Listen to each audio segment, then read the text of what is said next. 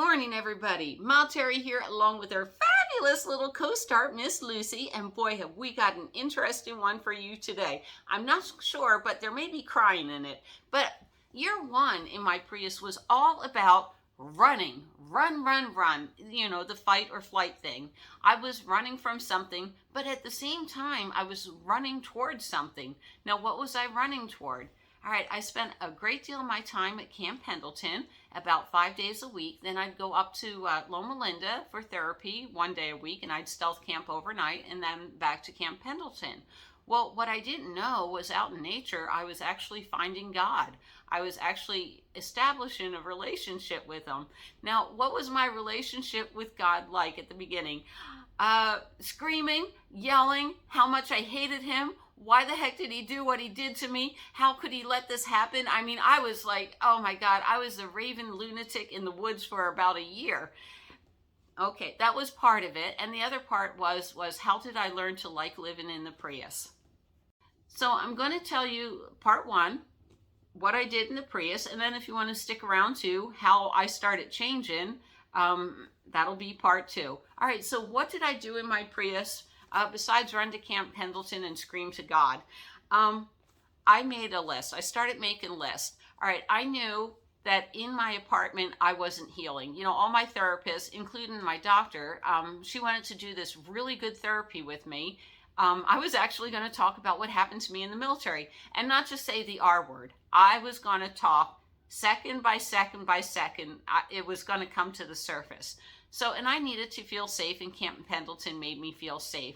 So what I wanted to do was I started making a list. What's driving me nuts in my Prius? And every day I would make a change. And it didn't matter. It's like, oh, I can't stand the way the seatbelt hangs on me. So I found a really good goat skin one. It's not real goat skin, but you get it. It's very nice and thick and plush. I didn't like my cookware, so I changed to the Sea of the Summit cookware. I didn't like the way, the dehydrated foods and everything, and I started becoming okay with throwing foods away. So my first thing I did was I made a list of everything that drives me nuts, and you know that was a good list. All right, so then I started my second list, and my second list was, even though the social worker and everything convinced me how much I love my apartment, the second list was, what advantages does this lifestyle offer me? And it's like, I'm free, I can go anywhere, except for I was still a prisoner in my mind. I could go anywhere, I could do anything. And, I started listing all the advantages of this lifestyle. Not paying high rent, not paying electric, not having to put up with homeless people living in my carport. And soon what happened was I could see how much I was starting to really enjoy this lifestyle over a conventional lifestyle. So then I started making a list of where all the military bases were in the country. And I pulled out my atlas and I tried to find the cities, and I'd outline where all the military bases was, because I liked Camp Pendleton a lot. And I really didn't know that much about stealth camping, except for that was what I was doing at the apartment. And then I made a list of dreams and goals. All right, so hubby number 2 was the no monster. Can I go here? No. Can I go there? No. And, what do I want to do? Do I want to go to Dollywood? I've seen the Nutcracker Ballet. Angela and I went to see drag queens. That was so much fun. Just what do I want to do? And I started dreaming. That was the first time I ever dreamed. And then the last thing I did this year, I made one bad decision, but I think it was right for me.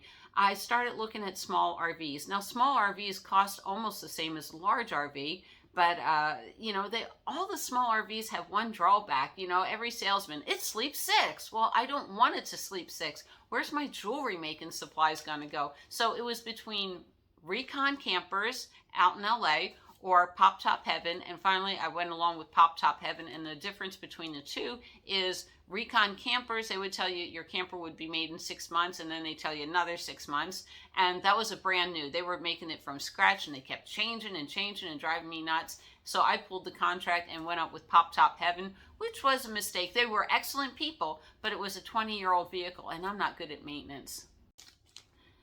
So those were the changes that I started making.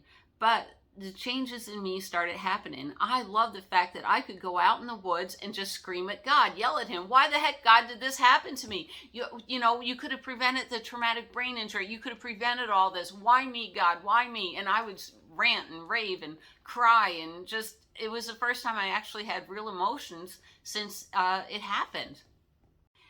It's funny because I was such a silent person all the time. In fact, that's why I loved my second husband. He could talk and talk and talk, and I was always quiet. And it was new for me actually talking and talking about my feelings, and God was actually listening. So my doctor came up with the bright idea. We were going to actually talk about what happened to me in the military. Now, she didn't like the idea of me not being housed in an apartment.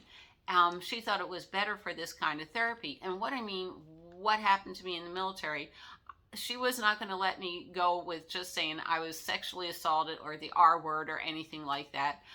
We had to talk about every second of every detail of what happened, and that was the first time I faced my demons.